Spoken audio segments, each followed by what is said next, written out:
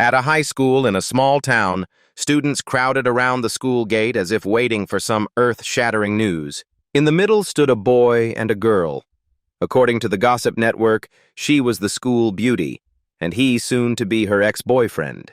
Fang Yi stared darkly at the girl who had asked to meet him, silent as if waiting for the wind to change. No one could guess his thoughts. After a while, Chung-Li pretended to hesitate before saying, "I've thought it over, and I see that we just can't work." She rattled on about school romance never lasting and social mismatch, but the point was, I want to break up. Chung-Li firmly believed Fang Yi would beg her to stay, no matter how futile. But facing her, Fang Yi remained silent, as if practicing the no-words martial art. Chung-Li's smug expression drew cheers from the onlookers, who also took the chance to mock Fang Yi. Then suddenly, Fang Yi spoke coldly. "All right." That single word left Chung-Li stunned, eyes wide as if she couldn't believe what she heard. Fang Yi didn't care, turning to leave. "If there's nothing else, I'll go."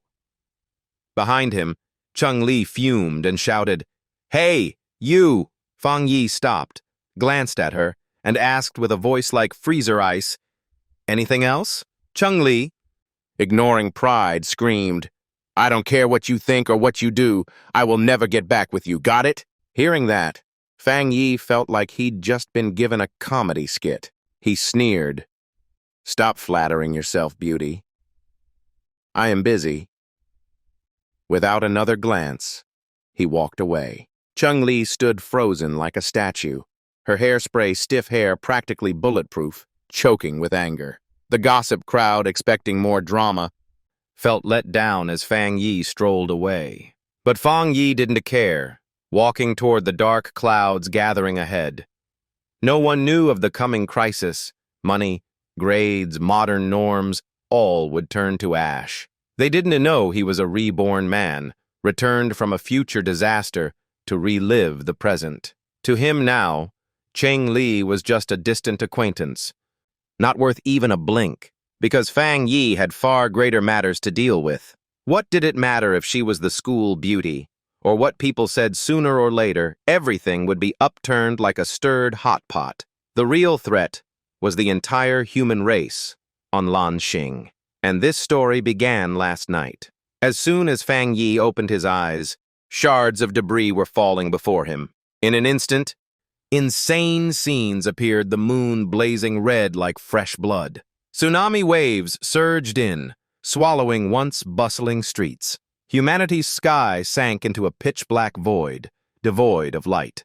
And in that darkness, crazed beasts destroyed everything in their path. Each scene struck Fang Yi's eyes, each one hard for him to accept. Then, before him, words appeared like a prophecy. Social norms will be overturned, and the era of cultivators will arrive. Strength will be the standard for all. The more Fang Yi read, the more cold sweat poured as his heart pounded. He stared into the void ahead and vaguely asked, "Who are you?" As soon as he spoke, blinding rays of light burst before him, startling him. Then a panel of words appeared. "This system comes from the Supreme Universe, using the universe's most mysterious peak algorithm, able to automatically write cultivation methods based on the host's spiritual beast contact." Fang Yi frowned slightly, pondered for a moment, then couldn't resist reaching out. To his surprise, his hand passed right through, as if touching an illusion. Before he could react, a set of sharp fangs lunged straight at him. He flinched and quickly stepped back, but the beast seemed only to threaten and did not attack further. In its mouth, he saw a lump of fresh blood and countless corpses. This had once been the fate of an ordinary person like Fang Yi, and also the fate of billions on Lanxing. He clenched his lips so tightly it felt like he could draw blood. Then, he slowly spoke. "That used to be me." At that moment, past life memories surged in when he was just an ordinary man forced into chaos. Struggling to survive each day, he only wished to escape the disaster. But he witnessed his nation collapse, and its people suffer. In the end, he too fell to the fangs of mutant beasts. Death came in despair, but his heart still burned with unwillingness and the desire for revenge, to stand at the peak. Perhaps that was why the system chose him to send him back to the present. 1 year before the spiritual energy fully revived. Only now did Fang Yi truly understand.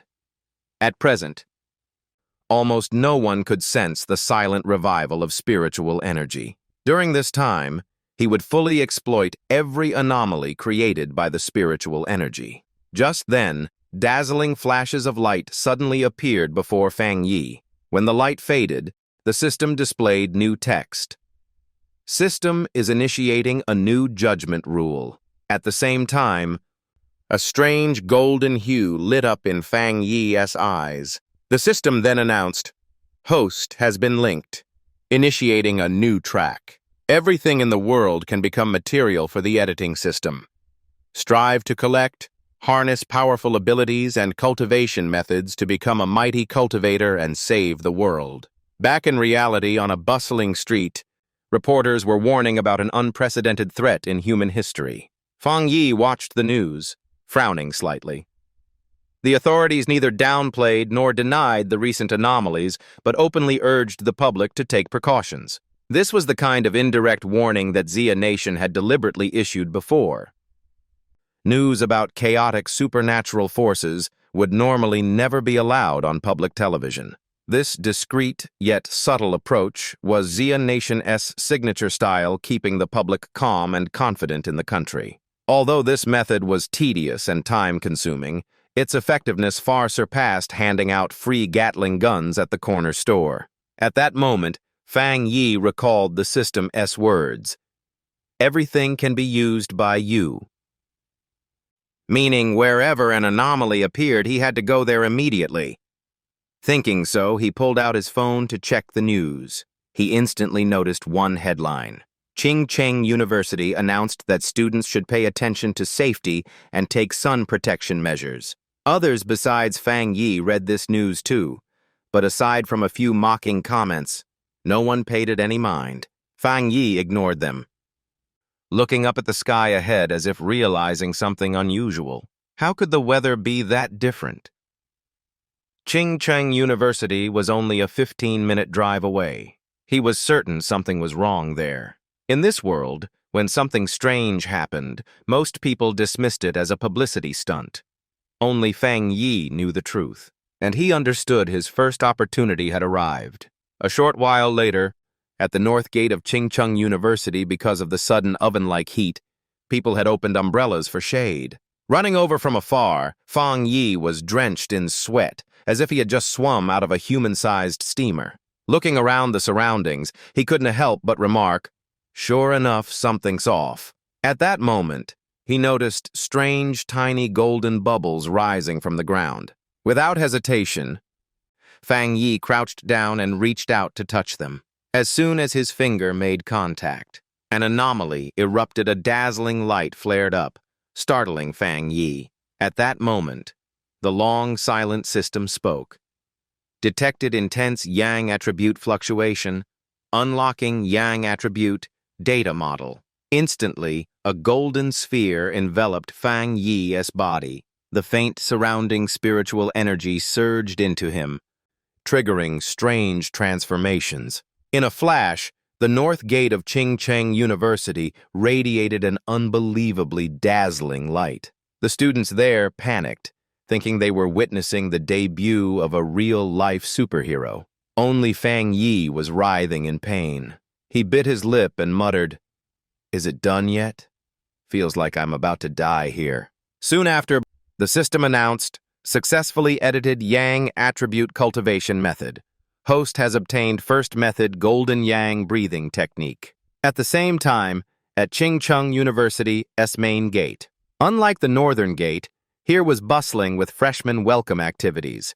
Senior students from classes 5253 eagerly helped carry luggage. Cheng Li, with her striking looks, was instantly surrounded by upperclassmen like flies to honey. But she maintained her aloof goddess demeanor, replying coldly, "Thanks, but no need." Having just broken up with Fang Yi, and now seeing a couple nearby flaunting affection, Cheng Li sneered, Only think about romance, huh? Just then, a loud explosion rang from afar, startling the freshmen at the main gate, Chung-Li included. Almost simultaneously, the campus broadcast blared, "High temperature warning at the North Garden. Stay away from the North Gate at all costs." Chung-Li frowned. Strange incidents had been happening everywhere lately.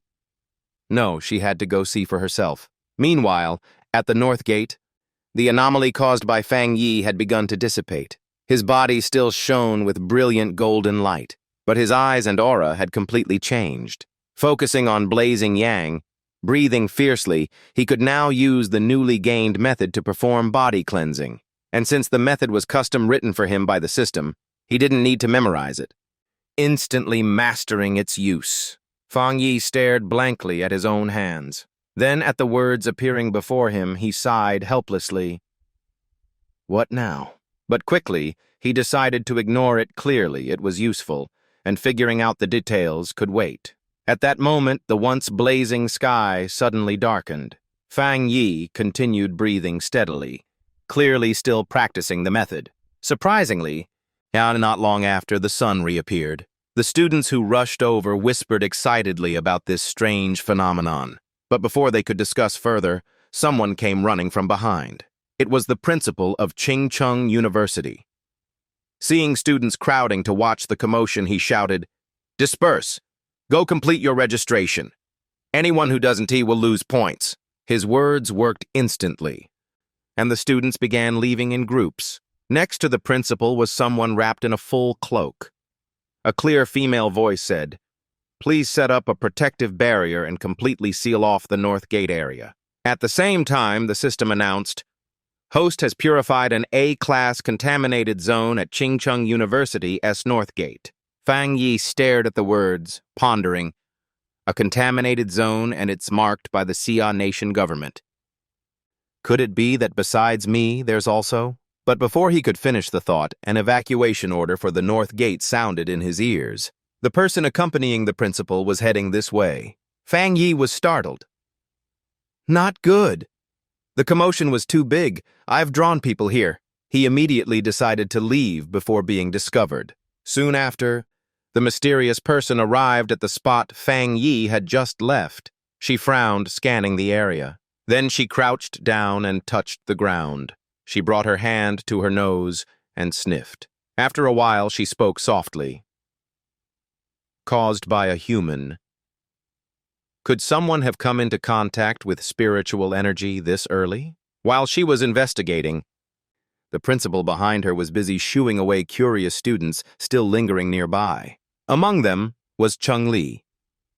She clearly heard the mysterious woman's words, and her eyes flashed with alarm. This terrifying phenomenon caused by a human? At that moment, Chung-Li noticed a figure running in the distance. He looked quite like Fang Yi, but she quickly shook her head in denial. Don to be silly with his grades. There is no way he'd show up at Chingcheng. A while later, at Fang Yi's home. The outside heat made him unwilling to do anything, so he lay sprawled on the bed, complaining, "What's going on? This heat keeps pouring out of my body non-stop." Cold showers, air conditioning, nothing helped. At this rate, I want to sleep a wink tonight. But just then, Fang Yi suddenly sprang up from bed like a coiled spring, eyes wide as if he'd seen a ghost, stammering, "Wait, after making such a scene today, could someone have noticed?" "No, I have to check now to feel at ease." Thinking so, he grabbed his phone and opened the latest news. But aside from a few snippets about the Spiritual Energy Cultivation Association, there was nothing noteworthy. Fang Yi frowned slightly, feeling memory knocking in his past life. There had been a mysterious online association that occasionally released cultivation rules, though most people dismissed it as clickbait nonsense. Thinking of this, he recalled the mysterious person he encountered today at Chingcheng University, most likely a member of that association. Without hesitation, he opened the association's news feed. The news displayed a detailed cultivation realm chart, from First Realm Ghost Mansion to Second Realm Spirit Creation, then Diamond, Divine Moon, Sun Absorption, ending with Extreme Realm, the level of crushing the universe like squeezing an orange. After reading, Fang Yi frowned. The content was fantastical, but the structure felt strangely familiar, even bearing an official watermark. Such an announcement should logically be issued by the Xia nation government. In his previous life, Fang Yi had never heard of this name. As an ordinary person, after disasters wiped out his life, he had no time to care about such distant matters. Spiritual energy. Cultivation Association. Could this be a signal the government sends only to those who made early contact with spiritual energy?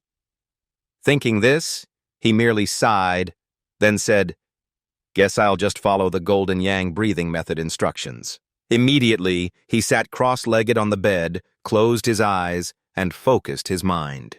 In an instant, spiritual energy within Fang Yi began circulating like a whirlpool. His body seemed lifted by spiritual energy, floating in mid-air, as if sitting in the radiant light of the Buddhas of the 10 directions.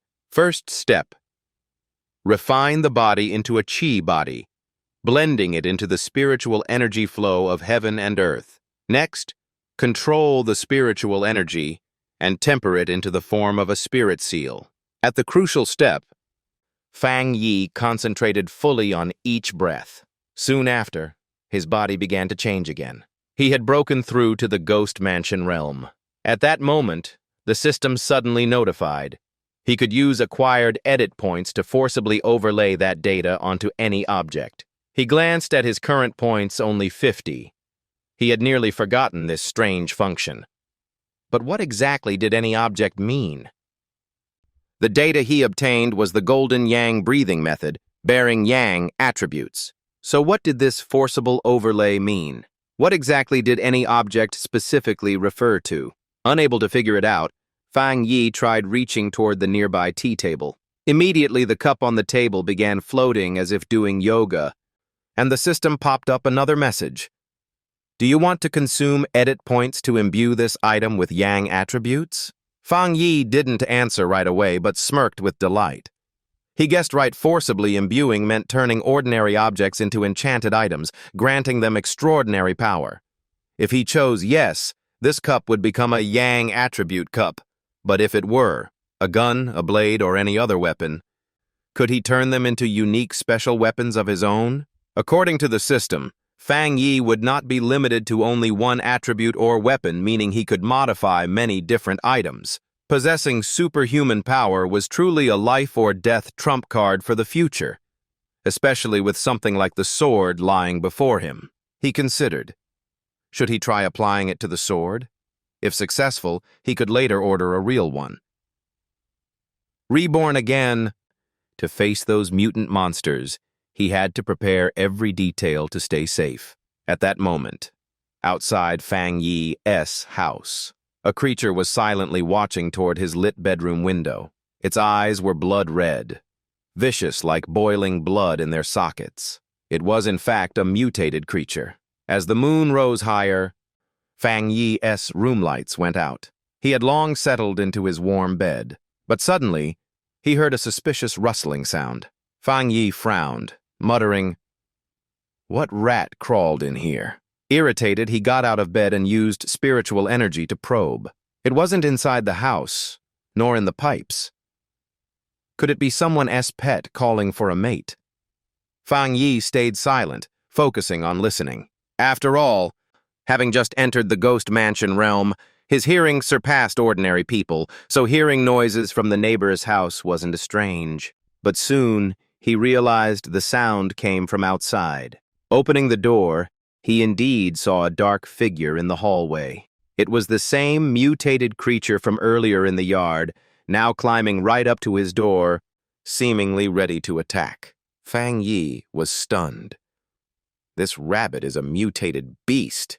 Even though his past life memories were fading, seeing this beast again still sent chills down his spine. At the same time, in a distant high-rise, a woman stood still, gazing at the moon, murmuring, "The rabbit that swallowed the dark night spirit fruit still hasn't been caught. Its speed is truly terrifying." Suddenly, and a voice came from the radio on her shoulder. After listening for a moment, she replied curtly, "Report immediately if there's any news." With that, She bent her legs and leapt from the high floor. No mistake, this woman was actually flying, as if gravity was just a rumor. In no time, she had caught the mutant beast's aura. Her eyes instantly lit with cold determination. She then skillfully massaged the building wall with her feet in truth, stomping hard to reduce speed. While moving, she reported, "Aura of Dark Night detected again. Target entered a densely populated area 20 kilometers away. Coordinates received, pursuing at full speed. If not, she left it hanging." But anyone could tell it meant the people there would face disaster.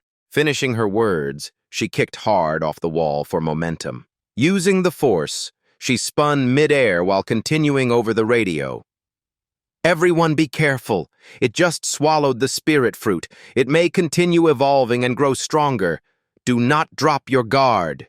Her figure flickered, leaping from one rooftop to another, while a modern-day corporate slave working overtime on a high floor suddenly saw the scene. He rubbed his eyes repeatedly, muttering, "Am I seeing things from overwork? This is the 65th floor." But no, he wasn't mistaken. Someone was truly flying like a bird before him. It was just that human awareness at this time wasn't ready to believe it. Meanwhile, at Fang Yi's home, the mutated rabbit was furiously charging to attack. At first, he was slightly panicked, but he quickly regained composure, sidestepping to evade. After his breakthrough, his body had clearly changed. Now he could clearly see each seemingly slow movement of his opponent. Not only that, his muscles and reflexes had sharpened, allowing him to dodge attacks with ease.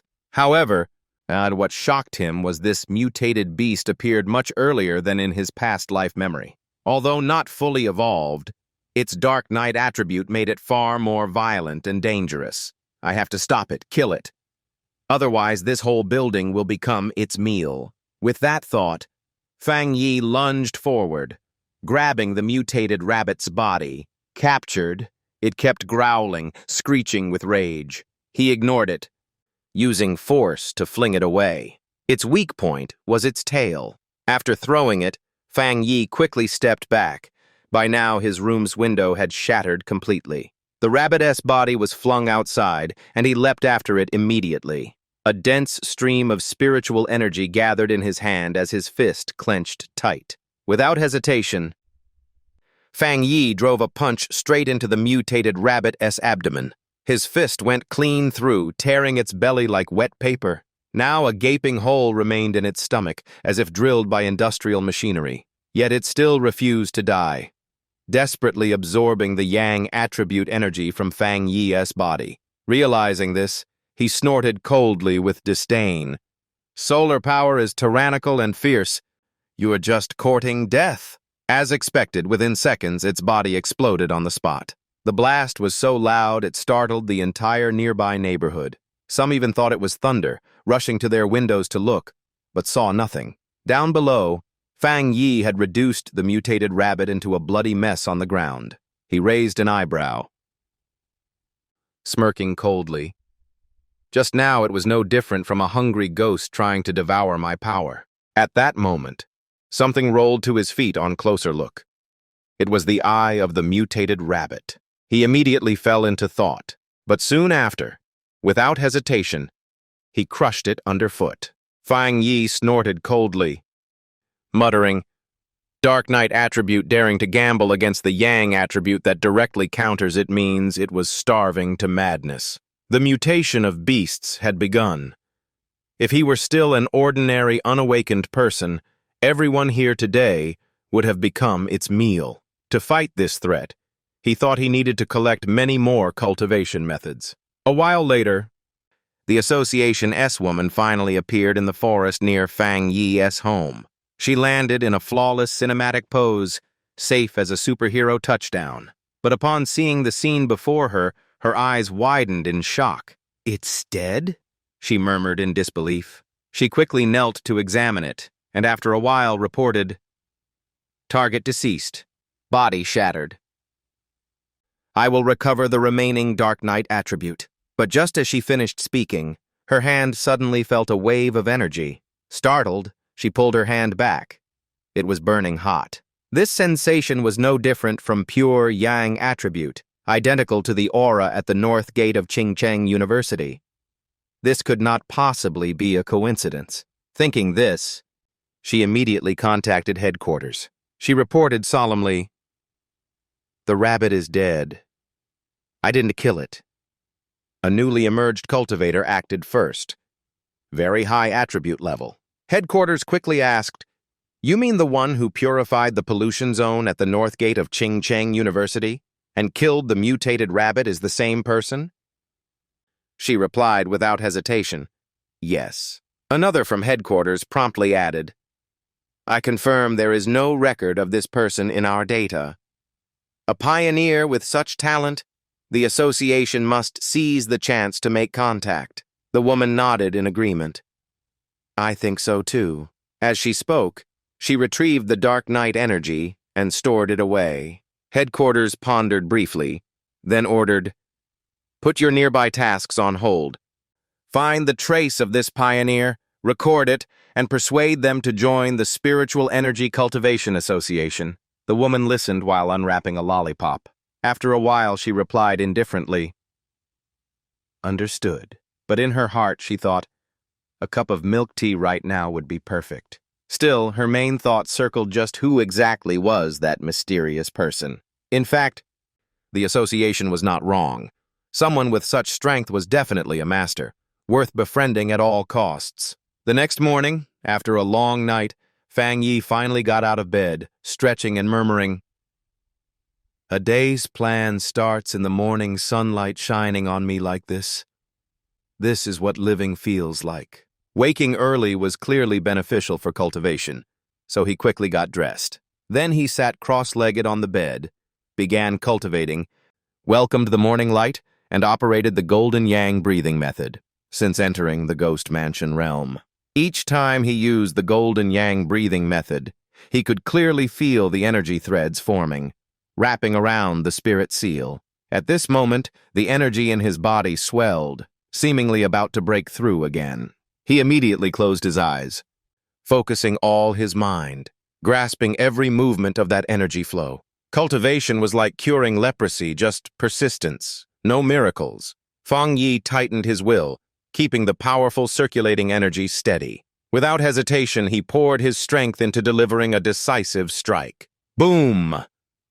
Deep within his body came the shock of energy exploding, and thus, Fang Yi successfully broke through to Ghost Mansion's second star. He felt his physique strengthen another level.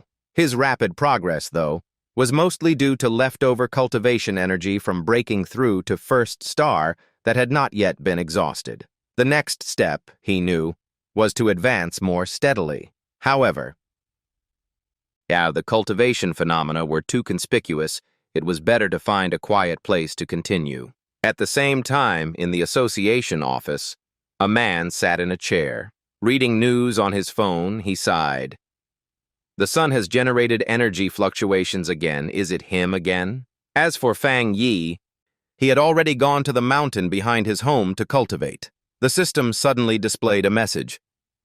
"Do you want to consume edit points to fuse Yang attribute into this item?" He immediately agreed, without hesitation. Previously, Fang Yi had tried using models as weapons, though edited successfully, they seemed unable to withstand Yang attribute power.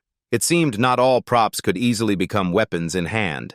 This time, he clearly felt the sword's source was in perfect harmony with the power in his body, merging wondrously. Just as expected, the system calmly reported, "Edit successful." Fang Yi swung the sword a few times, exclaiming in admiration, "A true treasured blade. Let's see just how mighty you are." But right after the sword test, he discovered a troublesome issue. In his excitement, he had accidentally created a massive flame. Startled, Fang Yi raised the sword, sucking back the flame like slurping noodles. In the blink of an eye, the flame vanished. He let out a sigh of relief. Fortunately, he hadn't burned the whole forest down. Even so, the display caused too much commotion. The thick smoke had surely been noticed. Retreat was the best option.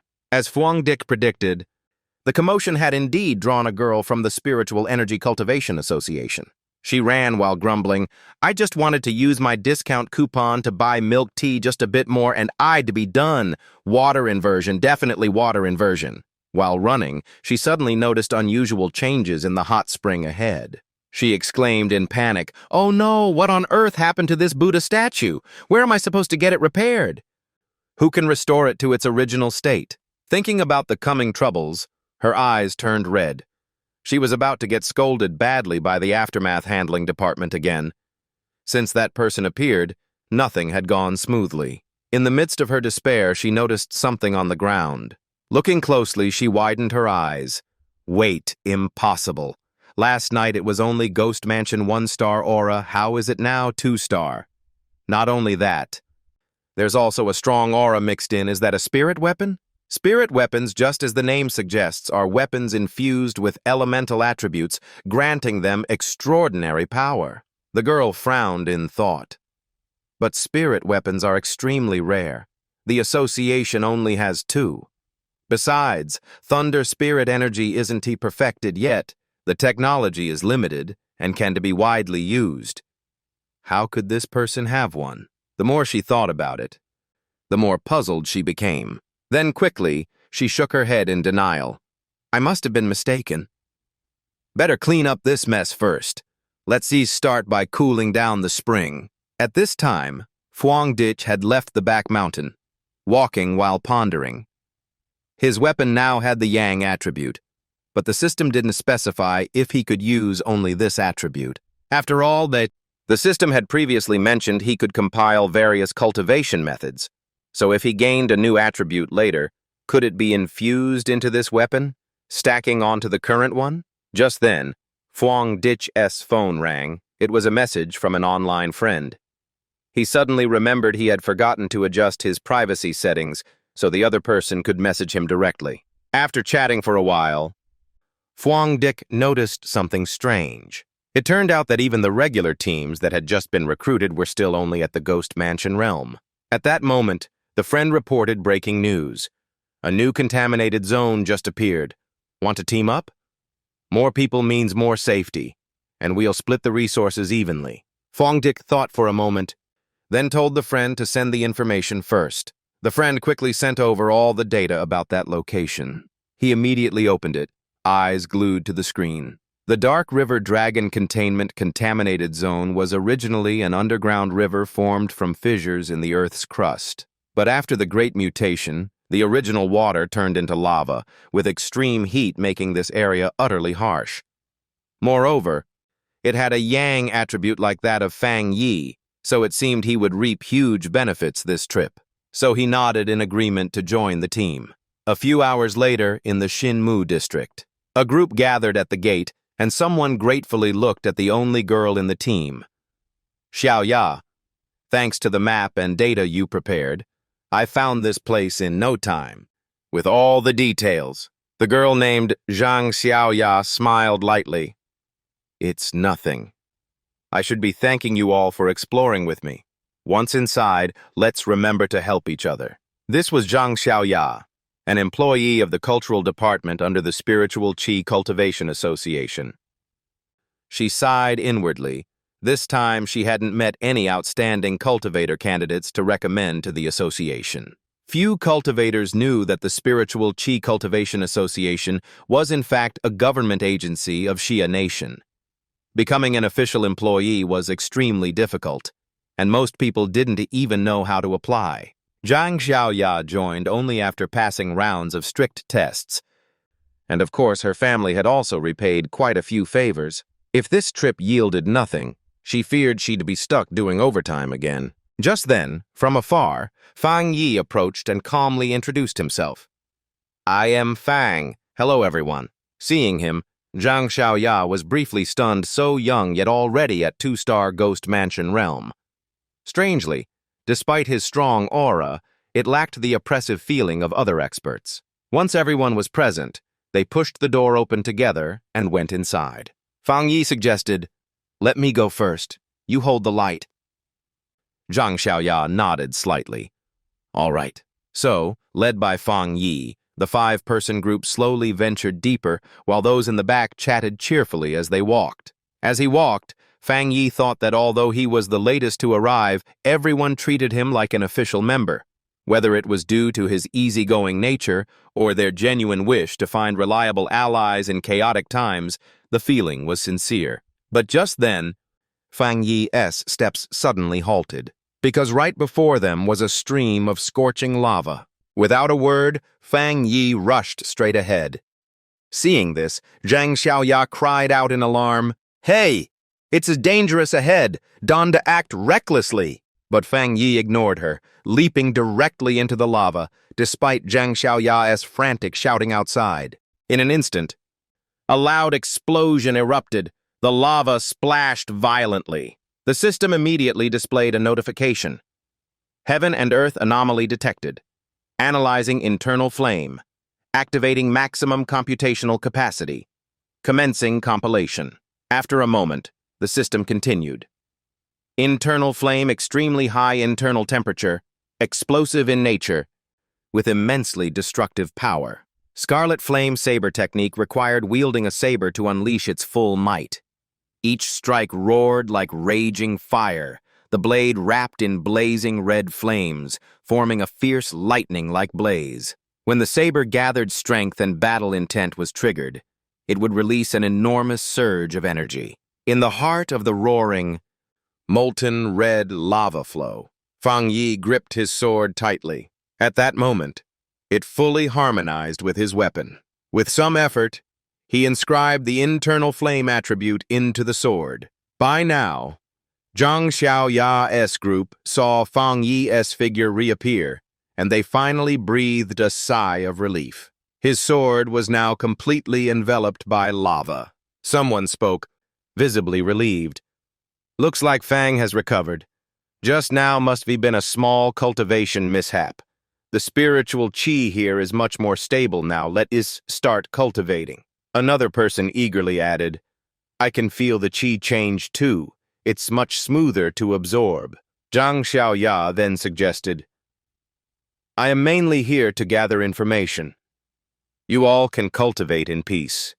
I'll keep watch." So they split up and began cultivating inside the cave. A few hours later, Zhang Xiaoya noticed another group of cultivators arriving.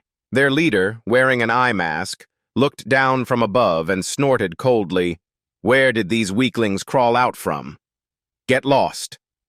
This is my brother's territory now." A sense of unease rose in Zhang Xiaoya. Those three were all one-star Ghost Mansion realm. With the enemy strong and them weak, even united they could hardly win. Avoiding conflict was best. With that in mind, she quickly said, "Sorry, we came here first. My friend has already begun absorbing spiritual qi. If you don't mind, you can absorb alongside us." Hearing this, the leader immediately barked, "You little brat! Just reached Ghost Mansion realm and dare? All of you get lost now, or else." Zhang Xiaoya narrowed her eyes at them, her mind racing.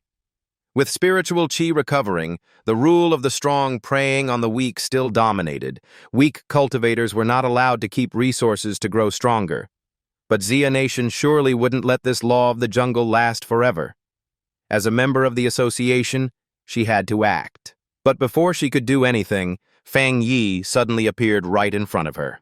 He glared straight at the man and said coldly, "So big and tough.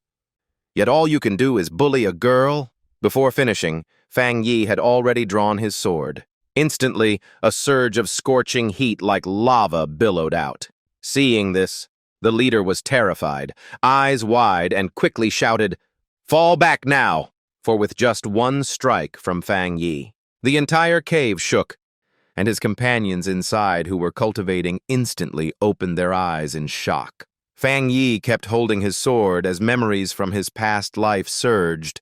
Too many cultivators worshipped the law of the strong over the weak, leading to an irreparable tragedy. But mere words would never make people like these submit. The leader, seeing Fang Yi's cold, murderous gaze, trembled all over, his hand gripping his saber hilt tightly. At that moment, Fang Yi pulled the sword embedded in the ground back up. He pointed it straight at them and barked curtly, "Scram!" The moment the word left his mouth, a loud explosion sounded behind him. The leader was utterly panicked.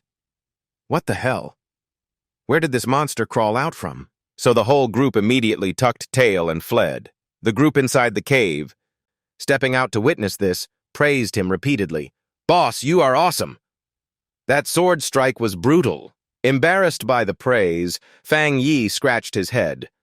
No. They were just being unreasonable. You were done cultivating, right? Want to leave? Zhang Xiaoya nodded. The polluted area here seems to have run out of spiritual qi. Let's go. So they all left one by one. Zhang Xiaoya quietly followed behind, secretly watching Fang Yi. If that sword strike had truly landed, this place might now hold only a few charred corpses. He was definitely a prodigious cultivator with a high-grade attribute combined with top-tier talent. She had to report this to the organization. So later, while working overtime at the Spiritual Qi Cultivation Association office, the receptionist answering Zhang Xiaoya's call exclaimed in surprise, "You mean another high-grade attribute cultivator has appeared?"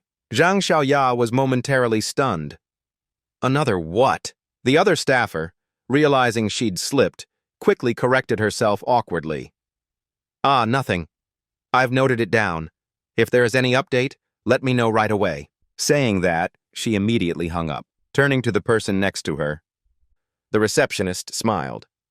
"Sir, could it be we lucky? High-grade attribute cultivators are appearing one after another." The man snorted coldly. "Lucky.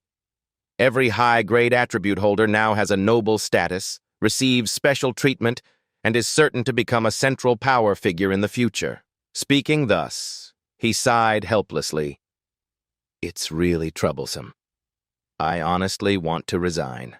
Early the next morning, as the sun began to rise, Fang Yi yawned and stepped outside. Although he disguised himself in cosplay to hide, he still stood out too much, drawing constant whispers and pointing from passers-by. He paid little attention, walking while scrolling through his phone.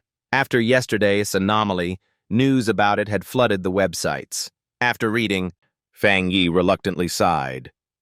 "It's all due to internal inflammation too careless. Heat reaching 2,000 degrees C, surprising no anomaly formed. The one who revealed their traits shouldn't be Lao Li or Zhang Xiaoya, right?"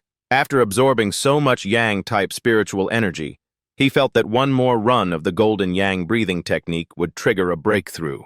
With that thought, Fang Yi decided to head to the back mountain quickly. 5 minutes later, at the back mountain area of Fang Yi's home, someone was busily digging soil, blocking a stream. It was the girl from the Spiritual Energy Cultivation Association. She wiped sweat from her forehead and sighed in relief. Finally done. But just as she set down the hoe, a sudden anomaly appeared in the distance. A blinding light burst forth. She exclaimed in shock, "Such domineering aura! This person is in the mountains. No, who is it? Could they be breaking through to Ghost Mansion Realm 3-star? A Ghost Mansion Realm aura causing such disturbance, this was far beyond the realm of a mere prodigy. She immediately decided to go see for herself. With that thought, she ran quickly, thinking, could it be that guy again? Impossible. This time I must catch him. At this moment, Fang Yi was fully immersed in cultivation. Around him, it was as if dozens of invisible arms were moving in harmony. His eyes were tightly shut, while spiritual energy around him hummed like an unseen choir. At the same time, the sky suddenly displayed a strange vision, as if the universe had changed its background color. The girl from the Spiritual Energy Cultivation Association, rushing past, instantly sensed it.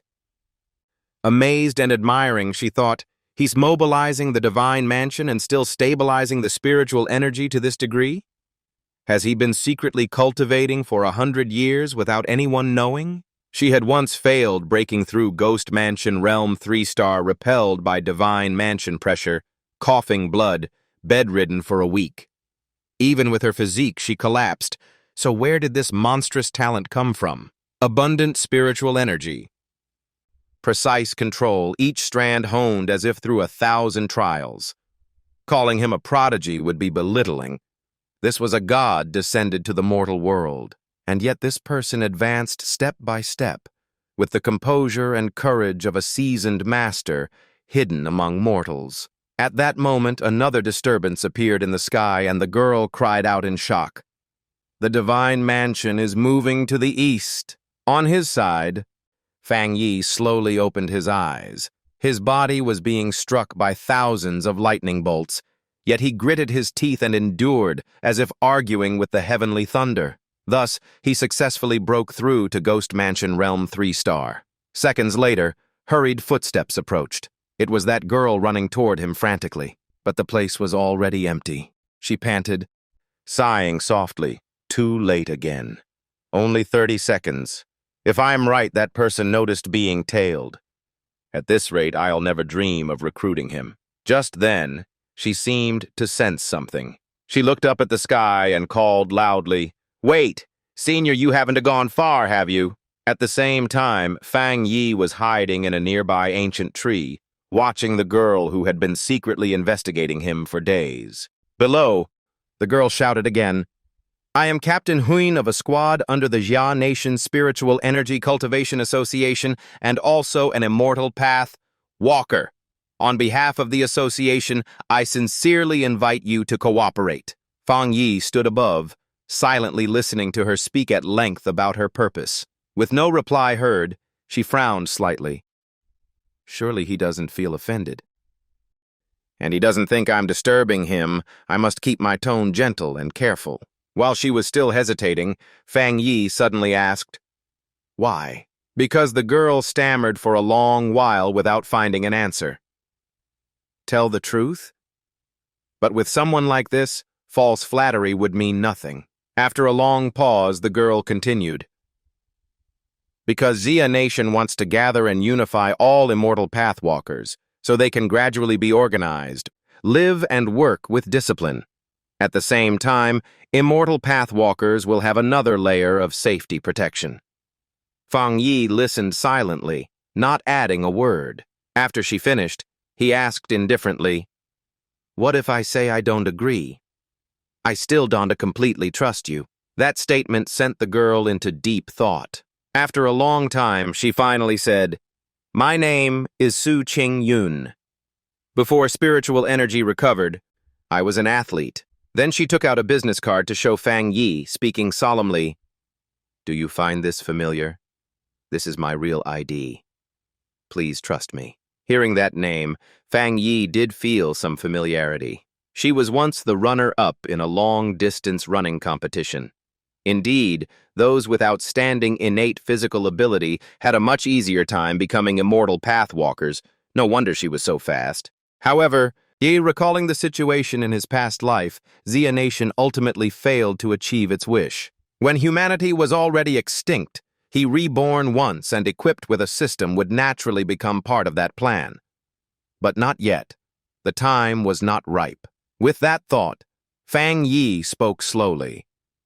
"I do remember you." Those words made Qing Yun's face light up with joy. But before the joy could last, Fang Yi continued, "All right, let me think about it a bit more." As soon as he finished, he appeared right behind Qing Yun, his voice lowering. "But for now, you must keep my whereabouts secret from them." Based on Fang Yi's judgment, with Qing Yun's personality and actions, the Spiritual Energy Association would certainly not dare provoke immortal pathwalkers like him at this stage. It was the perfect chance to subtly use her for his own purposes. At this moment, Qing Yun also lowered her voice. "I can cooperate with you, but the anomaly you caused when breaking through was already detected by the association. I still have to report it, half true, half false. How is that?" "Fine.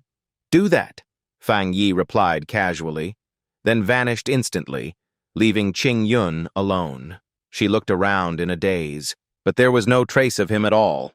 Frustrated, she reported to the association, "I still didn't catch him." How many times has this happened? He keeps deliberately avoiding me while I am stuck cleaning up the traces left by the Great Elder. My fate is truly miserable. After Qing Yun finished reporting, they informed her of new abnormal activity. She immediately frowned and asked suspiciously, "They've appeared again?" That kind of brutal aberration was something Qing-yun could never forget. They were either dark and evil, or frenzied and savage, living off the energy in polluted zones formed after the spiritual energy recovery. Some mutated into aberrant beasts or deformed creatures that devoured humans. Others disguised themselves as disaster-like anomalies, endlessly killing, occupying and dividing territories, eventually creating new polluted zones. If not eliminated, they would bring terrifying, destructive attributes, gradually eroding the human world. The next day, as night fell, a light rain began to drizzle. Not only that, but lightning kept striking down continuously. Yet one person walked coldly through the rain. He ignored all severe storm warnings from the government. That person was Fang Yi. He still had something to do. The thunder attribute was now extremely dense, both majestic and violent. But the center of the lightning storm was still quite far away. Fang Yi paid it no mind and kept walking forward, until a gloomy forest appeared ahead. He stopped only when he saw a large mountain taking the full brunt of the heavenly lightning. Without a word, Fang Yi immediately flew toward it. He dashed wildly, his speed like a gust of wind. At that moment, the system suddenly displayed a notification. Polluted zone detected ahead, approaching Jade Emperor Peak. Fang Yi silently looked at the words. Jade Emperor Peak, 1,545 meters high and about 25,000 hectares in area, was once one of the city's famous scenic spots. But now, he received a system message. This place had been polluted, though the severity was still undetermined. He followed the path straight up to the peak. Upon setting foot there, he discovered something. Lightning here struck with extreme ferocity, and the thunder energy was suffocatingly dense. Elsewhere, in the Spiritual Energy Cultivation Association, someone was reporting, based on spiritual energy density readings, the danger level of Jade Emperor Peak is still rising. The person in the chairman's seat said gravely, Jade Emperor Peak must be immediately sealed off and designated as a new polluted zone. I had originally sent Qing-yun on another mission, but now she must be urgently recalled. Qing-yun, speak. Qing-yun stood up at once. At present, Jade Emperor Peak is inaccessible. The lightning-type spiritual power there is on the verge of eruption. We temporarily assess the area as pollution level A. Given the situation, within the next hour, Jade Emperor Peak could easily rise to level S. We must activate the emergency plan immediately. However, based on all Immortal Pathwalker records in my jurisdiction, no one has the ability to approach this area. Even a Ghost Mansion Realm 3-star Immortal Path, Walker is predicted to have a 100% fatality rate. These words made everyone in the room look grim. Someone spoke in a low voice. Then seal it off from the foot of Jade Emperor Mountain. Station patrols 24/7 to keep anyone from climbing. The leader nodded in agreement. Completely block off the mountain. The polluted zone has just formed, and the spiritual energy is erupting violently.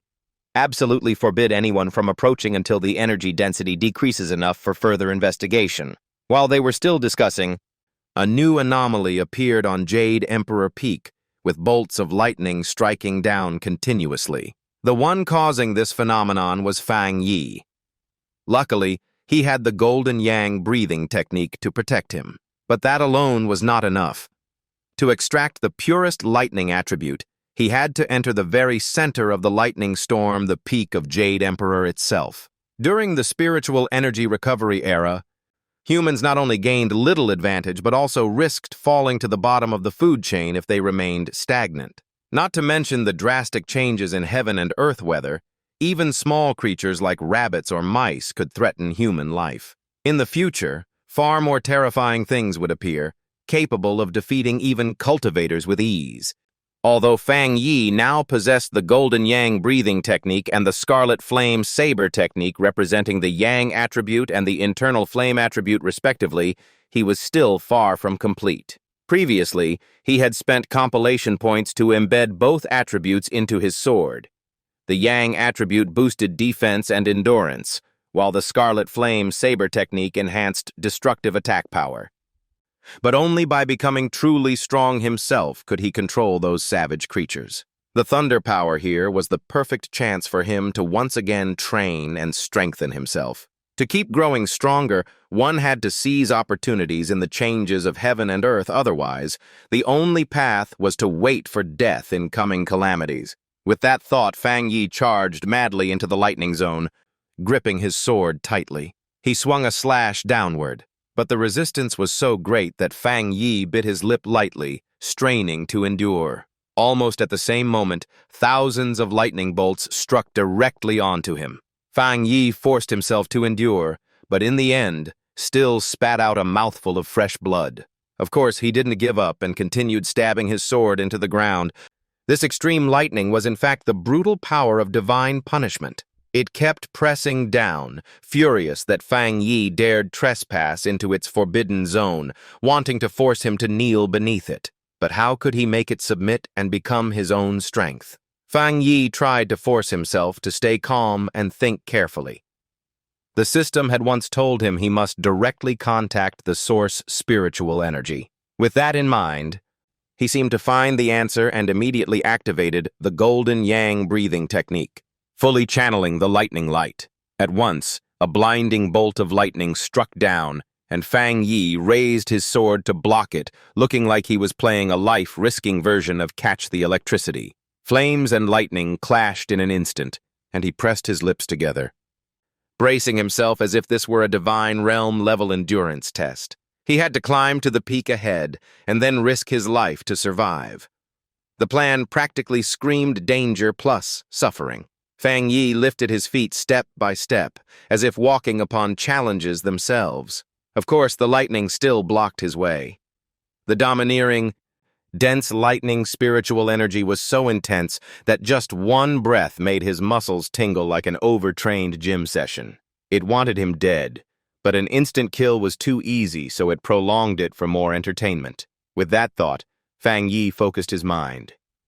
In the sky, countless terrifying lightning bolts struck Jade Emperor Peak, as if turning it into the most dangerous fireworks show in the universe.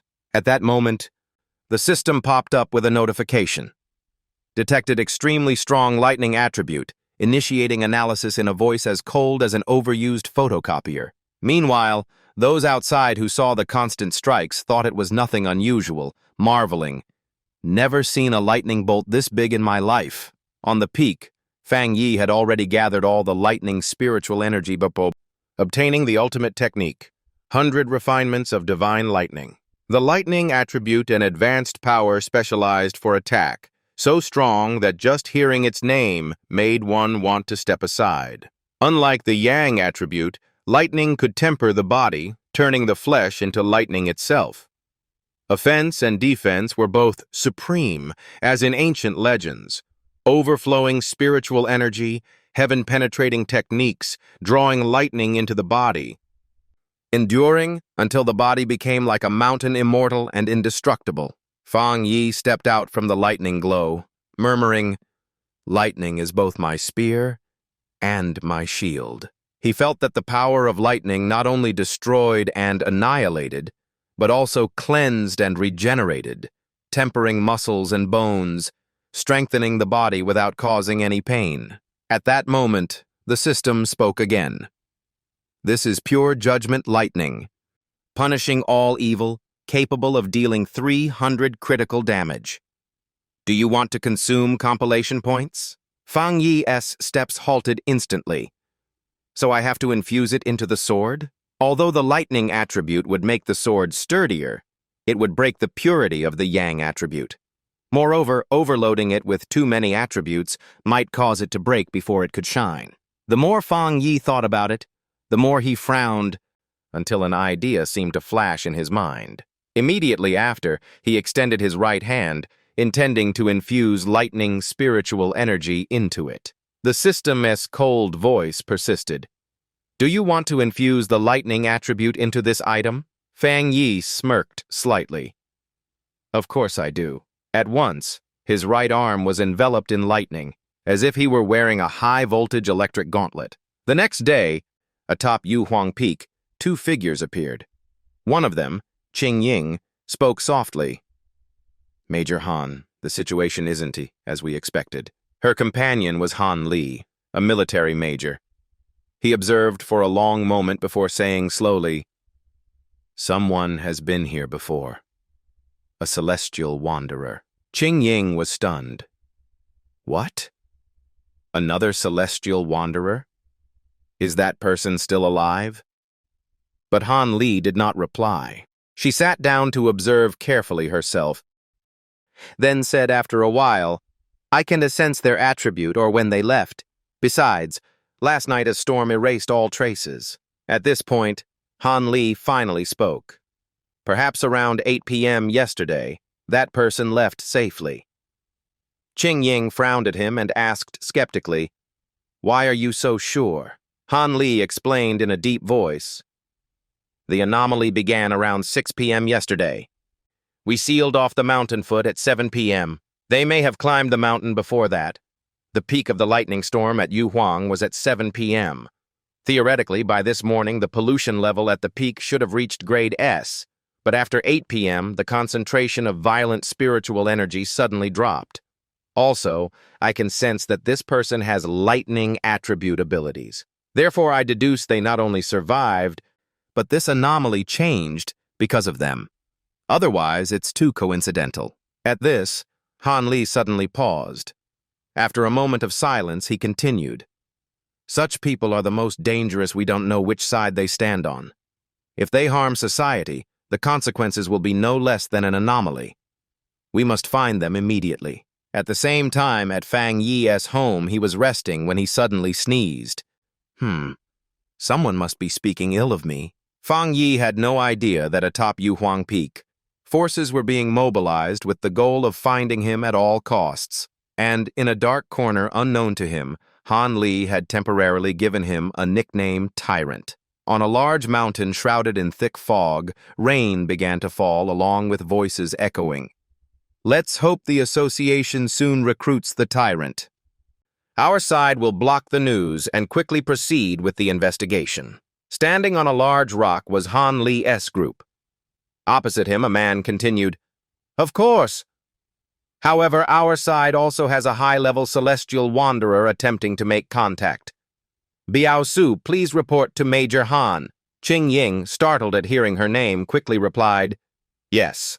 Standing before Han Li, she tried to stay calm as she said, "Here's the matter. It's the same celestial wanderer who purified the anomaly at the Grade A pollution zone, north gate of Qingcheng University before." In her heart, she whispered anxiously, "This is bad. This is bad. Just dawned to let it slip." She continued nervously, "I've been trying to approach him lately, but unfortunately his movements are as mysterious as fog at night. I once found the corpse of a mutated rabbit he killed. If I'm not mistaken, he possesses the Yang Flame attribute. I will find a chance to approach him and figure out how he cleansed Qingcheng University's north gate. Oh, ancestors, I've done my best. The news has to be half true, half false for them to believe. Staying completely silent would only invite disaster." Hearing Qing Ying's words, the man was half skeptical, turning the thought over in his mind. Yang Flame attribute? After a moment of silence, the man adjusted his hat brim slightly and replied leisurely that he understood, also praising Xiao Su for her tireless efforts.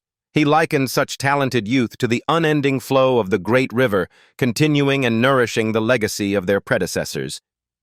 Qing Ying immediately stood straight, signaling respectfully with her hand, and responded clearly, "Major Han flatters me.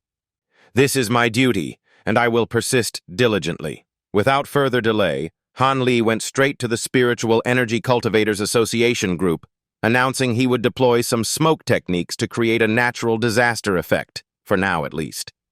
He also gently expressed caution about them posting spiritual energy news online, fearing it might be exploited by ill-intentioned people. The person opposite avoided his gaze and only gave a dry laugh. "Ha ha, well." Standing behind, Qing Ying quietly exhaled in relief, feeling the matter had been settled. That night, at Fang Yi's residence, The rooftop lights were still bright. Inside the room, he was using his skills to make his shirt dry and neat. It was the golden yang breathing technique. After a while, the shirt was spotless and faintly fragrant. Fang Yi put it on and stepped outside, clearly feeling the change after gaining the lightning attribute. From his palm, countless electric arcs flashed brightly, his right arm now the sturdiest part of his body after being tempered by the lightning attribute with greatly increased strength. At this moment, he felt himself approaching the breakthrough boundary. Strangely, the once ferocious lightning attribute now became as gentle as a kitten, completely under his control. When he first unlocked the Yang attribute and used the golden Yang breathing technique, the pain had been unforgettable. He told himself that once absorbed, it would not weaken. Moreover, the system stated that this lightning attribute could increase critical damage against evil aberrations by up to 300%. The thought of testing it instantly set his blood boiling. At that moment, the phone on the table rang sharply. Fang Yi quickly picked it up, wondering if there was another incident. Since the recent event, he had set a special monitoring mode for news and forums. On the screen, the words "shocking news" appeared. He thought, in these chaotic times, the Sia Nation Central Association will issue danger alerts as soon as possible to protect citizens. But within those warnings, a pioneer like me can also see opportunity. It was such a fierce temptation that, even if it meant risking his life, he was determined to set foot there once to test his luck. Suddenly, Fang Yi seemed to notice something unusual, his pupils widening as he softly uttered, On the phone screen, the news kept scrolling. An explosion had just occurred at a chemical plant, with no reported casualties. The incident caused air pollution in the city, and the cause was under investigation. Since it happened during a shift change, no one was harmed. The authorities urged citizens to stay calm and protect themselves. He silently thought, explosion, pollution. Such a large-scale incident surely hides something suspicious. Beneath the article, comments poured in, mostly filled with fear. Some lamented that their home was right next to the site, describing an indescribably strange feeling. Others half-joked about combining 1 plus 1 into an ominous aura. Some mocked that two people must have gone mad from cultivation to turn an explosion into something mystical. One recounted that in their hometown, a chemical plant explosion only caused an unpleasant smell.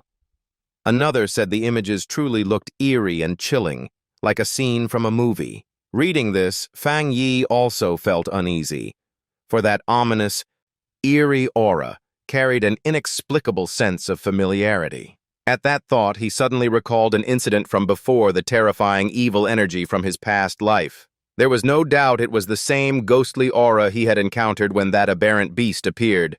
So frightening he wanted to shout, "Stay away." Its form was like a gigantic mutated rat, massive in body, with razor-sharp claws and blood-red eyes fixed on him. Suddenly, the beast's eyes widened as if realizing something, its stomach growling as it lunged forward to seize its prey. Back in reality, Fang Yi still could not shake the haunting image, blurting, could it be them? Creatures that preferred to lurk in the darkest hours. At first, they were ordinary plants or animals, but after mutation, they gained intelligence, turned violent in strength, and their abilities in observation, pursuit, and killing increased to monstrous levels. Compared to the mutated rabbit from before, this threat was 100 times more urgent. Tonight, he was determined to set out to stop their survival and evolution. With that, Fang Yi clenched his fist, blue lightning arcs bursting brilliantly around him. His cold face whispered, "Time to test my 300% critical strike." The scene shifted outside the city, where persistent drizzle fell, and streams of toxic air spread through every alley. The streets were completely deserted, as the population had been evacuated and ordered to stay indoors. Suddenly, as the traffic light turned green, multiple white shadows shot past like lightning, too fast for anyone to see clearly. A group of black-cloaked figures moved while relaying information. Headquarters, the sabotage team is tracking aberrant entity file number 7, Zhu Ye, but the target has been lost. Confirmed ability of Zhu Ye, merges with darkness, conceals form. The leader continued. When close, faint hissing sounds can be heard. This species prefers human flesh. Please quickly add the data to the file. In the sky, thunder rumbled more and more intensely, as if heralding the apocalypse. With such weather, it was surely about to begin the hunt.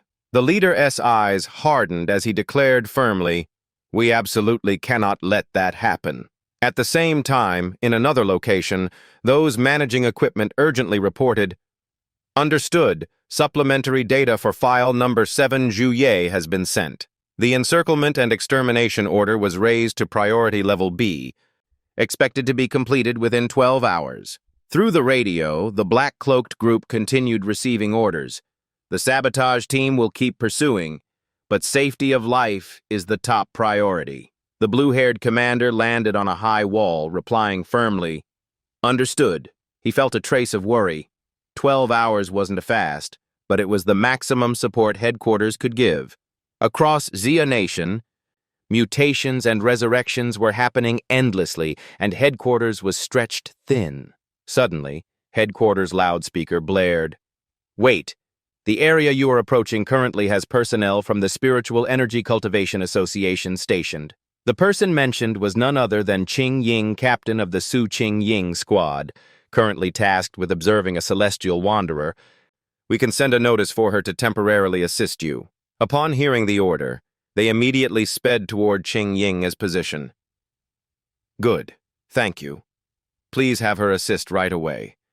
I have heard of her combat record before." Before he could finish, a clear voice rang out from somewhere, making him pause and look up. "Huh? Since when did I become so famous?" As it turned out, Qing Ying had been standing there with two teammates all along, asking, "It's you? Call me Overtime Hua." The sabotage team captain replied, "Su Qing Ying. This time the target is aberrant entity Zhu Yi, a human-eating species, not an overtime shift." She immediately cut in. "Is this how you request help?" Without hesitation, she turned and walked away. "Looks like the sabotage team is formidable enough. No need for overtime help. Then the Qing squad will take our leave." The two beside her exchanged glances. "Boss is bold, but what if they get eaten?" She answered casually, "Then that's their problem. Our mission isn't dangerous, you think?" Before she could take a few more steps, the sabotage team captain quickly blocked her. "Please wait. Sorry, I was a bit hasty earlier. I hope you'll help investigate its whereabouts. Everyone knows Zhu Ye's danger. Without your locating ability, not only will we become prey, but this whole city might not have a single survivor." Finally, out at the other party's earnest plea, Qing Ying and her team agreed to join the mission. After quietly observing from a high vantage point, she raised her hand and fired a blue light straight in one direction, confirming, "Found it." On the other side, Xian Shang shot forward like a living locator, heading directly to where Zhu Ye was hiding. At that moment, it was deep in the sewer system, prowling for prey. File number 7 stated clearly, Zhu Ye preferred dark, damp places and fed on humans. With the position confirmed, the sabotage team captain declared firmly, "Understood. Begin the operation." Unexpectedly, Zhu Ye possessed cunning intelligence, quickly detecting multiple figures jumping down toward it. It immediately fled a step ahead, leaping out. "The target has spotted us." A shout rang out as the sabotage team swiftly formed up. A lightning-fast figure descended in time, pinning the monster's body with his foot. The man faced Zhu Ye head-on, his aura frightening it into retreating step by step, not daring to move. From all directions, the sabotage team members closed in, sealing all escape routes to the east, west, south, and north. In the blink of an eye, they pressed forward together, forcing the monster into a corner, shouting in unison, "Full encirclement!" With Zhu Ye pinned in place, the sabotage team captain acted at once, diving down from above like thunder. He clenched his fist and delivered a fierce whirlwind kick. Then, with bare hands, he slashed horizontally, cleaving Zhu Ye's body in two without resistance. It seemed over, but the monster was terrifyingly resilient. Its body sealed up, fully healed, then sprang backward. Two large tears appeared on its back, with something about to emerge from beneath the skin.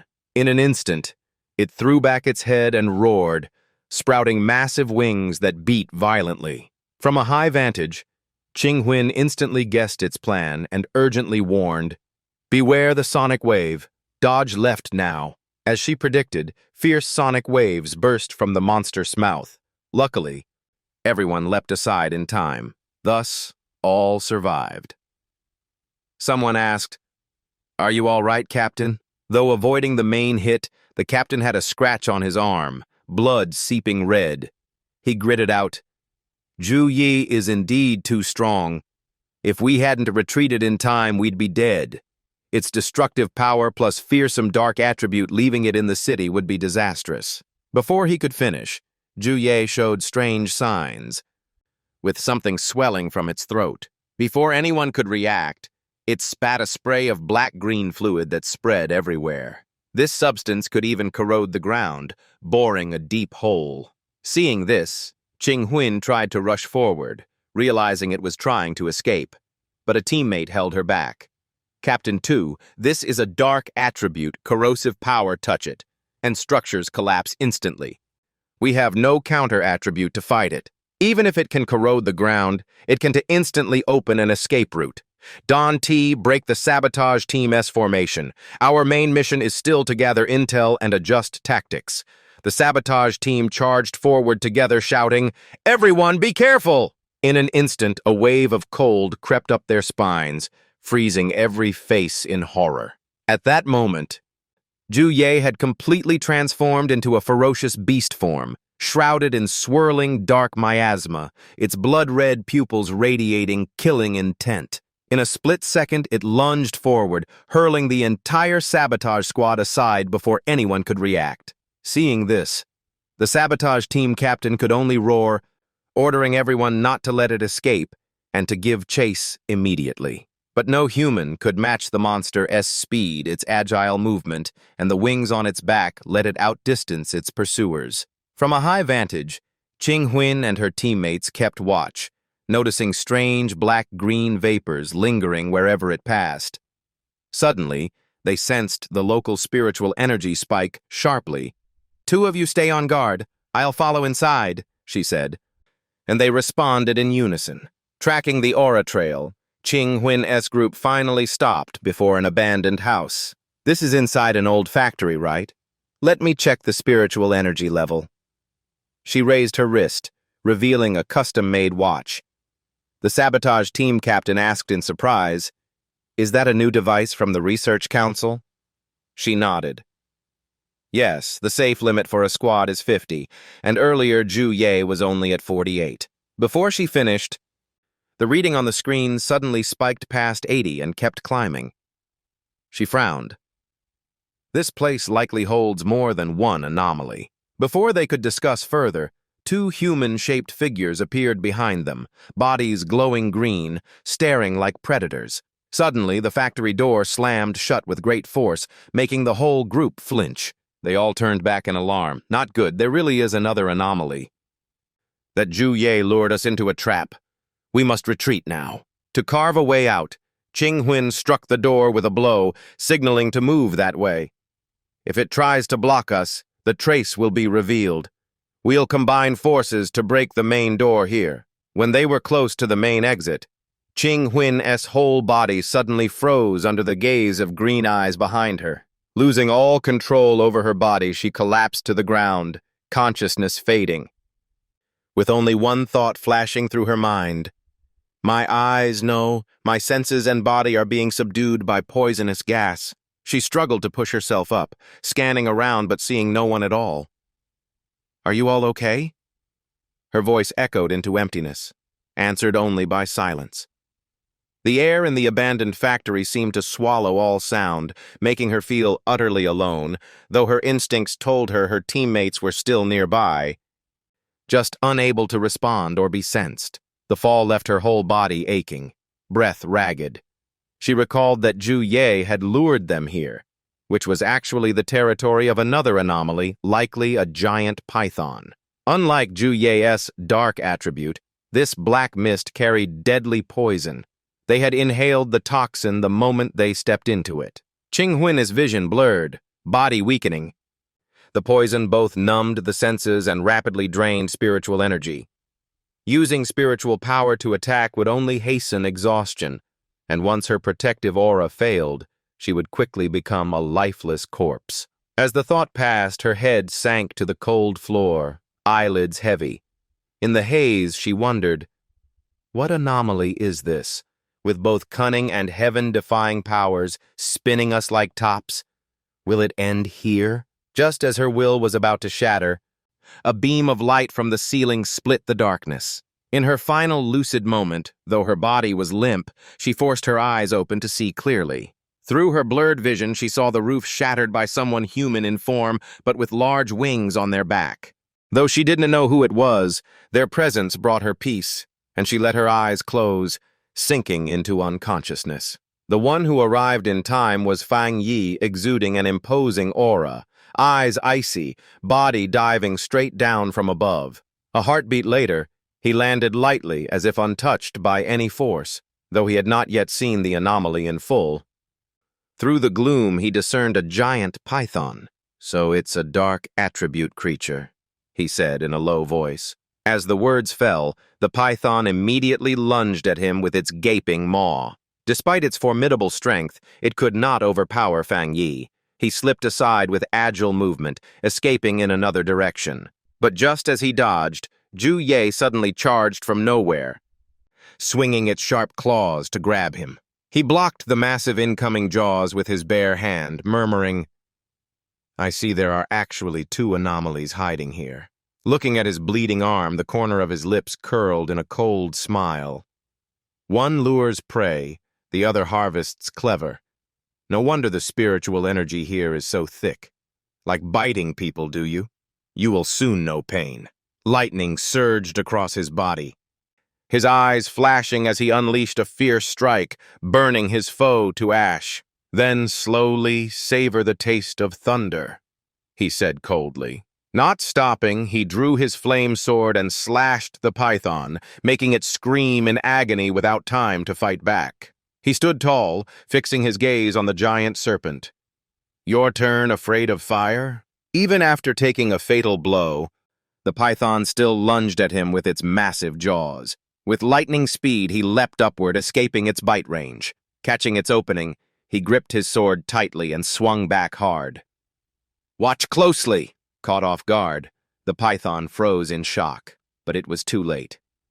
Fang Yi showed no mercy, cleaving from its head straight down through its body. The massive form split in two, spilling green blood and thick, dense vapor. It seemed the battle was over, but what happened next made him pause.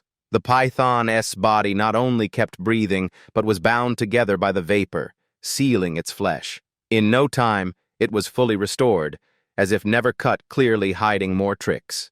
Unfortunately for it, everything was within Fang Yi's plan. Just as its body rejoined, a massive thunder pillar burst violently from him. The devastating power made the python writhe and scream in agony. Seeing this, he smirked with satisfaction, murmuring, Ah.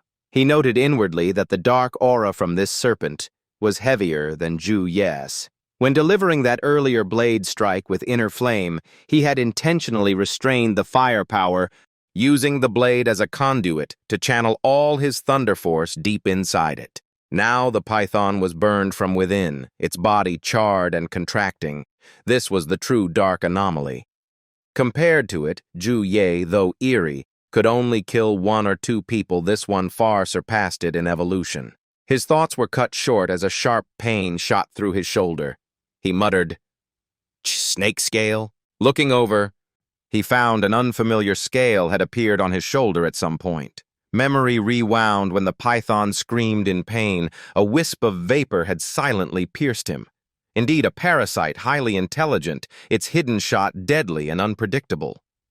The poison paralyzes and kills silently, but he could still feel the pain, likely thanks to the continuous circulation of the golden sun breathing technique in his body. The yang flame attribute could dissolve toxins, while the golden sun breathing technique combined with thunder had a cleansing effect. When these forces reacted to the poison parasite, the pain became distinct, serving as a warning of the enemy's attack. For the less fortunate, even with protective aura, escaping death would be difficult. The thought of the python growing to such size likely owed not only to abilities akin to the three-star ghost parasite, but also to its ambush hunting method. The more Fang Yi thought about it, the more vicious this tactic seemed. Combined with Zhu Ye, it was a perfect trap for elite celestial practitioners. Their victims were surely many, with some dying before even joining forces with the government. No matter how cunning and cruel it was, its ultimate fate was still to vanish into ashes. He told himself that while his inner flame was pure, the triple fatal strike of thunder still held the upper hand. Perhaps his current combat skills ranked among the best in the celestial practitioner world. As the thought passed, the flames slowly shrank and faded away. At that moment, he calmly approached the python's body. He reached out to touch the lingering flame to test it. Just then, a faint sound drew his attention, making him think, "Someone still here?" Through the thick black smoke, a figure slowly stood up, coughing heavily. It was none other than Qing Huin, finally awake. Moreover, several unconscious figures from the sabotage squad lay around her. Recognizing them, he spoke in a half-serious, half-teasing tone. "It's you, the one from that group, surname 2 or something. No need to pretend anymore." As he spoke, he walked closer, eyes sharp. "Your playing dead act a bit weak." Caught by Fang Yi, Qing Huin stopped pretending, covering her face as her cheeks flushed red, softly saying, "Oh heavens, so it really was you earlier?" Then she forced a laugh. "Haha, I woke up from the smell of burning. Not because I was faking." He continued in a steady tone. "Your strength isn't a bad. Your teammates are drained of spiritual energy and unconscious, but you still maintain some protective aura. Without willpower, you wouldn't have noticed the scent of blood and burning." Hearing this, Qing Huin slowly stood and approached, replying, Thanks for the compliment." As he said, she had preserved part of her protective spiritual energy, something he easily noticed. Still, she had no idea how Fang Yi had defeated Zhu Ye or handled the python. The more she thought, the more embarrassed she felt, closing her eyes tightly. He reminded her, "No need to always cover your eyes. Just be honest and don't reveal my identity." Hearing this, she dared to open her eyes. He turned to leave, saying, "It's late. You and your teammates are safe now. I'll go ahead." She quietly realized his attitude this time was much friendlier than before. Suddenly remembering something, she called out, Wait!" But before she could finish, Fang Yi leapt up through the hole in the roof, replying briefly, "No need. Too many people here to talk. I'll leave this place to you." With those words, he disappeared outside, landing safely. His face briefly showed concern. Silently relieved, she hadn't seen him struggling to collect the dark attribute. That icy, repulsive feeling truly unsettled him. Perhaps because the dark spiritual energy was dispelled by him, combined with the body's natural resistance, it failed. The system gave no response. Better analyze it at home later. Meanwhile, inside the abandoned factory, Than Huin regretted, "What a pity I didn't even see his face clearly. Seems I still can fully lower my guard against the association." Thinking so, she approached the sabotage team as captain and slapped him hard on the cheek. "Wake up! It's over!" Several thunderous slaps left clear marks, finally making him open his eyes and blurt out, "Huang!" Fully awake, he jumped up in panic. We were ambushed, and when he stood up, he saw right beside him the corpse of a giant python, dried up and withered, lying still. They were stunned, not knowing the cause of this anomaly, and completely in the dark about the origin of that pure yang energy. Than Huin calmly replied that, as they saw, an immortal cultivator had acted to help them. She continued, saying this was likely her mission target, since her assignment from the start was to confirm the existence of an immortal cultivator with supreme pure attributes. This yang energy was the proof. The young man stammered, asking, "What about that person?" She cut in, admitting she had not completed the mission, as the person's identity remained unknown. She was even secretly monitored by him, yet this time, he protected them. These words excited the sabotage team, amazed that one person defeated both Truk-Da and the giant python. The sabotage team's captain withdrew his dark energy, reminding them to find Truk-Da's body, clean up the scene, and hand all remains to the association. Saying that, he quickly approached the giant python's corpse. Carelessly, his foot stepped on a piece of scattered flesh, and a vicious electric current shot straight into his leg, making him jump back in shock. He cried out in horror, not expecting that energy to be so violent. A member asked, "Captain Toe, earlier you said that person had the Yang attribute, but is the lingering energy here really this strong?" Than Huynh stepped over to observe, concluding this was Truk-Da's remnant, highly pure with supreme attributes. She guessed could it be that two high-level immortal cultivators appeared here in succession, one killing Hakjia, the other killing Truk-Da, then leaving together. Although that was the most reasonable theory, she had clearly noticed Huang Dich possessed dual attributes. She corrected herself. In fact, only he had appeared here. This was hard to believe, as one person possessing two supreme pure attributes was already an unmatched prodigy, even with just one. A high-level dual-attribute immortal cultivator, specifically the unique Yang Flame cultivator. Meanwhile, Truk-Da's corpse contained the lightning attribute, that of the Thunder Peak Overlord. The more she thought, the harder Than Huynh found it to accept, wondering what kind of freak this was. After standing in the abandoned factory for a while, reinforcements finally arrived. She silently felt lucky for placing teammates in ambush outside. If they stayed here too long, she would have to report to the association to investigate and clean up the initial battlefield. Two of Than Huynh's teammates were stunned to see her alive, clutching her legs and crying, sniffling as they stammered "boss," lamenting that they thought they had lost their captain, and if she had died, they wouldn't know who to rely on.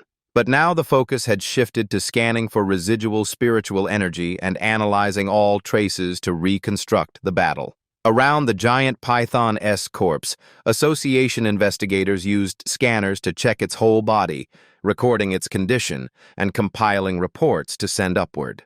One investigator, looking horrified, turned to the two captains, affirming that based on remaining traces from attack habits to the killing method, everything pointed to the same killer. He asserted the likelihood was nearly 99%. Hearing that confirmation, the sabotage team captain finally believed this was indeed a supreme dual-attribute immortal cultivator. At first, he thought it was a misjudgment, since just one of these abnormal beings could wipe out the whole team. His comrade added that the opponent had wiped them out in a single move instantly, despite being in the same Ghost Mansion realm, but with a terrifying gap in power. While everyone was still discussing, Than Huynh took her communicator, reporting to headquarters that her target had appeared, new data had been updated, and it needed to be submitted to superiors. She concluded that both the Overlord and the incident at Ching-Cheng University's North Gate were connected to the same target. On the other end, the association replied they understood the situation and requested the mission be temporarily suspended. He analyzed that since the other party had saved them, eliminated the abnormal entity, and protected the area, it showed no malice toward the association and was not an enemy. Moreover, to ensure her safety and maintain goodwill with this overlord, they should avoid further contact for now. Hearing this, Than Huynh immediately agreed, but added that she had another theory related to the earlier incident behind the mountain when the overlord was preparing to advance. He asked in surprise for details. She recounted that she had once sensed an extremely powerful aura in the area where that person operated, and at the time suspected he possessed a spirit weapon, though hard to believe then, if it was now confirmed he bore supreme dual attributes. Then, the more he heard, the more the association member was shocked, blurting out, could it be that he also possessed a spirit weapon? He pondered, saying that was impossible, since even with extraordinary talent it was hard to own a spirit weapon without resources or backing. Moreover, the investigation team had found no trace of a third energy belonging to a spirit weapon at the scene. Than Huynh replied that when she had interacted with him before, she sensed spiritual power from that spirit weapon carrying the Yang attribute. At that, he realized the key point that the spirit weapon S attribute could originate from the man's own innate Yang attribute. If the opponent was a venerable at the creation spirit realm, in theory, he could forge such an item himself. Than Huynh was shaken. Creation spirit. Realm cultivators were rarer than phoenix feathers or unicorn horns, likely fewer than 10 in the world. But if this person truly possessed a third attribute, it would overturn the current balance and shock the entire immortal cultivator world. The association member Ling broke into a sweat as research showed that spiritual powers of different attributes naturally repelled each other in the body, making coexistence nearly impossible. So far, no immortal cultivator had ever held 3 attributes at once. If he truly had a spirit weapon, the fact they hadn't detected a third attribute might not be bad news. While they were discussing, Phuong Dick had already returned home to bathe, only hoping such powerful immortal cultivators would not become enemies of humanity. Washing the dirt from his body, he dried his hair and stepped out the door. In less than a year, spiritual energy would fully recover, yet even now, heaven and earth were in constant flux. Anomalies appeared everywhere, and abnormal beings had begun to go berserk.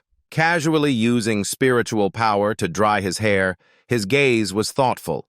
Many immortal cultivators like him had voluntarily stepped onto the cultivation path, opening the link between body and the world as spiritual energy, thus sensing heaven and earth's changes more keenly than ordinary people like the group who once made a discovery under the underground river. Even those who cultivated on their own without official recognition from Jia Nation as immortal cultivators had mostly reached the first star of the Ghost Mansion realm.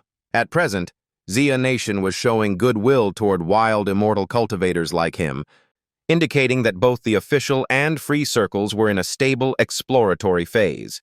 For now, abnormal beings were still under government control, and there had been no serious conflicts between immortal cultivators. Thinking of that, Phuong Dick put on his coat, remarking that although the Spiritual Energy Cultivation Association had been established, the government still had no intention of making it public. At this time, voices of public discussion echoed everywhere about the unease and unpredictable mutations surrounding them. It was clear the government was trying to both protect humanity and issue early warnings about potential threats. Phuong Dick spoke in a low voice, saying the problem lay exactly in that point. He sensed clearly that the government lacked the confidence to open a full era of cultivation. With such a large population, once all information was made public, the first consequence would be collapse of order, spreading chaos, and massive casualties, especially in the current situation. The officially recognized immortal cultivators were not yet strong enough to maintain stability against both internal turmoil and foreign invasion at the same time, making the situation even more fragile. Therefore, the government's gentle approach was not without reason. For human hearts were more frightening than ghosts or gods. His main worry was that the mutation rate of abnormal beings seemed to have far exceeded expectations. In front of Phuong Dick, the system panel appeared. Dark attribute, a branch of darkness, the nemesis of immortal cultivators, currently uncollectible.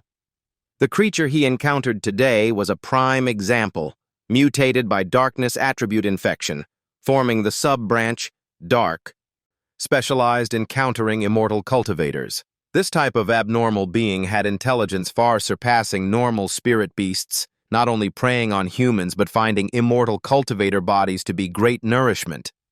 They even knew how to work together to plot against immortal cultivators. Although not comparable to the terrifying darkness creatures he had encountered before, where just one could destroy a nation or continent if he hadn't pursued to the end today, that small team and the one who once invited him would likely have perished. Even just a sub-branch was so sinister and disgusting, showing that darkness was one of the greatest threats.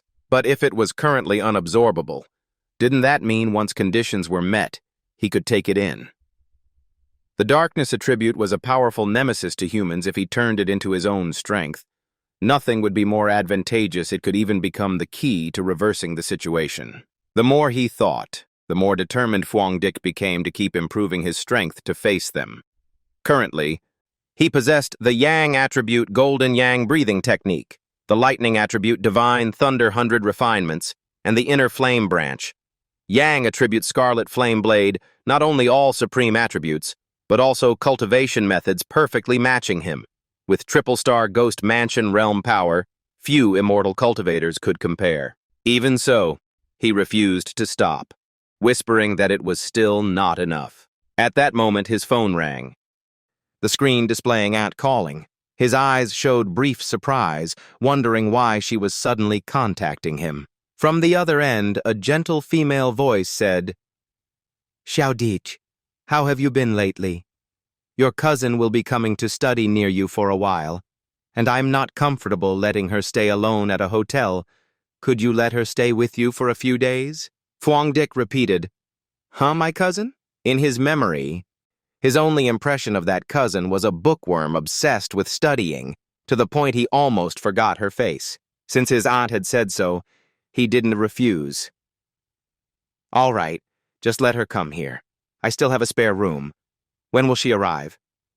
"No need. I'll send her the address so she can come herself." At the same time, in another room, a petite girl sat before a computer screen, listening to the entire conversation with Phuong Dick. His aunt even laughed and said, "I'll tell her to bring you some local specialties." "Thanks, Ebene. Then I want to be polite." "All right. My cousin should arrive tomorrow afternoon, so I'll trouble you. It's no trouble. Aunt, I still have some work. I'll hang up now." While the conversation continued, the little girl quietly typed a message into a chat. "Spiritual energy recovering. Immortal Team 7. In the chat window appeared, Feng Xiaku, 111. "I'll arrive this afternoon." Beautiful. 81-year-old lady replied, "Will you meet directly? Or go straight to the location?" Feng Xia. Ku. Neither. Staying at Cousin S' house. Need some cover. Scammed man online. Love. Ooh, ooh, ooh. Cousin? Feng Xia Ku. We'll see then. I am logging off. Finally, the other side ended. "All right, just handle your work. And next time remember to visit your aunt." On the computer screen, new news appeared. Internet famous town renamed Death-Grabbing Town. 3 more people dead. Hearing this, the girl softly muttered, "Yang Huo huh?" At that moment, from outside the door, someone gently pushed the wooden door open and asked if she had finished packing. The young girl replied she was ready, but still expressed her wish not to trouble her cousin, as the inn was also comfortable. But her mother sternly refused, insisting that compared to lodging outside, staying at her cousin S was much safer, and he was someone she trusted. Before her mother could finish, she quickly let her out, reminding that as a guest, she should avoid causing trouble and help with whatever she could. She smiled and replied that she understood perfectly. Once her mother's figure disappeared, she immediately shut the door loudly. Light flashed behind her glasses, and in her young mind a grand plan formed. Pass each challenge one by one, no matter the strange phenomena. Her cousin's words didn't frighten her as much. At dawn the next day, the streets were bustling, with people moving about around the residential complex where Phuong Dick stayed. In front of the porch, a figure dragging a suitcase with a small bear keychain slowly approached. On that person's phone screen, the words "You have arrived" were clearly displayed. The little girl looked around and softly murmured, "This should be the place."